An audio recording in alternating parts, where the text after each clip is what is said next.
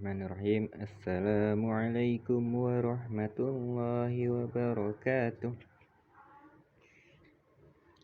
Hai teman-teman kelas 4, apa kabarnya? Semoga teman-teman dalam keadaan sehat dan tetap bersemangat dalam menuntut ilmu. Berjumpa kembali di Sentra Imtak bersama Pak Huda.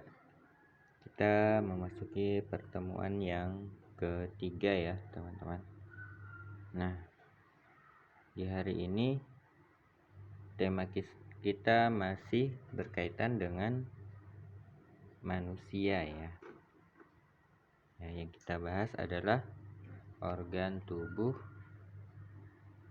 bagian dalam. Apa saja yang ada di bagian dalam ya, yang akan kita bahas di hari ini. Namun Bapak hanya menyampaikan pengantarnya saja. Nanti teman-teman bisa mempelajarinya lebih detail lagi di Sentra Sains. Apa sih organ tubuh di bagian dalam tuh? Kita membahasnya tentang perut ya, apa aja yang ada di dalam perut. Nah, perut itu adalah bagian tubuh yang berada di antara dada dan pelvis atau tulang panggul ya teman-teman.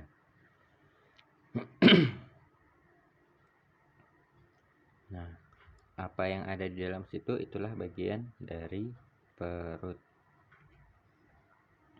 Nah, perut disebut juga sebagai abdomen atau rongga tubuh.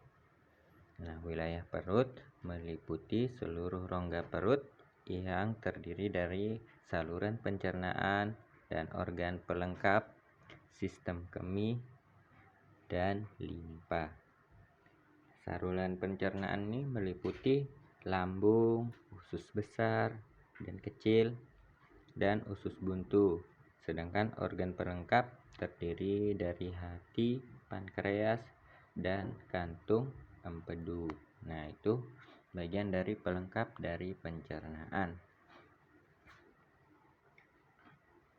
Nah, saluran kemih meliputi ginjal dan ureter. Saluran kemih ini untuk memproduksi air kemih atau air kencing ya, buangan dari sisa-sisa pencernaan. Nah, inilah berkaitan dengan organ tubuh di bagian dalam. Ada yang selain yang Bapak sebutkan, masih ada lagi. Ada paru-paru, jantung ya, itu juga bagian dari organ tubuh bagian dalam. Nanti teman-teman bisa mempelajari lebih jauh lagi di Sentra Sains. Berkaitan dengan perut, Rasulullah Shallallahu Alaihi Wasallam memberikan batasan ya, supaya kita bisa hidup sehat atau organ di dalam tubuh kita bisa menjadi sehat. Apa sih batasannya?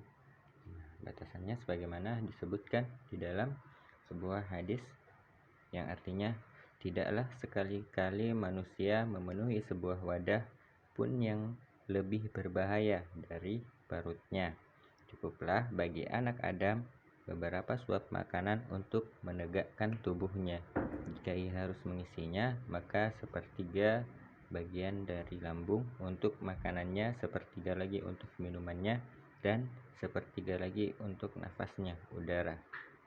Nah, hadis ini diriwayatkan oleh Tirmizi dengan predikat sahih ya teman-teman. Nah, ini adalah hadis yang disampaikan oleh Rasulullah SAW jauh sebelum teknologi modern berkembang teman-teman. Nah, di teknologi yang berkembang saat ini, ternyata apa yang disebutkan oleh Rasulullah SAW ini menjadi anjuran atau sebuah kebiasaan yang baik ya, karena dengan mengisi seperti yang dianjurkan oleh Rasulullah, kita bisa terhindar dari beberapa penyakit. Apa saja itu ya? Hikmah dari mengikuti anjuran Rasul ini, kita bisa terhindar dari obesitas. Nah, obesitas ini kelebihan berat badan ya, karena makan terlalu banyak bisa menyebabkan berat badan kita berlebih, terlalu banyak lemak yang tersisa dari makanan. Nah, yang kedua adalah mencegah stroke. Penyakit stroke ini juga bisa dihindari dengan pola makan yang sudah diajarkan oleh Rasulullah SAW, dan itu dibuktikan oleh penelitian saat ini. Yang ketiga adalah menurunkan kolesterol, ya, kadar gula darah, ya, kadar gula darah di dalam tubuh. Nah, kalau berlebihan akan menyebabkan penyakit. Nah, yang keempat adalah mencegah penimbunan lemak di perut. Nah, ini karena anjuran yang diajarkan oleh Rasulullah itu adalah sepertiga makanan, jadi hanya sedikit aja. Misalnya lambung itu adalah penuhnya 20 bagian, maka sepertiganya saja yang diisi, sisanya diisi dengan sepertiganya lagi adalah udara dan sepertiganya minum, ya. Nah, itulah hikmah yang bisa diambil dari kita mengikuti apa yang Rasulullah sampaikan. Ternyata hadis yang disampaikan atau contoh yang disampaikan oleh Rasulullah adalah sebuah kebaikan, dimana sudah disampaikan berabad-abad yang lalu, ternyata di zaman sekarang itu adalah menjadi sebuah kebenaran. Apa yang disampaikan oleh Rasulullah itu adalah kebaikan. Makanya kita dianjurkan untuk mengikuti sunnah yang disampaikan oleh Nabi kita, Rasul kita, Nabi Muhammad Sallallahu Alaihi Wasallam. Nah, itu ya pembelajaran kita hari ini. Selanjutnya Bapak menambahkan kosakata bahasa Arab kita hari ini. Yang pertama, al-qalbu, artinya jantung. Al-qalbu, jantung. Al-qalbu, jantung. Selanjutnya, ar-ro'atu, artinya paru-paru. Ar-ro'atu, paru-paru. Ar-ro'atu, paru-paru. Selanjutnya, al-ma'idatu, artinya lambung. Al-ma'idatu, lambung. Al-ma'idatu, lambung. Berikutnya, kilyatun, artinya ginjal. Kilyatun, ginjal. Kilyatun, ginjal. Selanjutnya, asyaroyanu, artinya urat nadi. Asyaroyanu, urat nadi.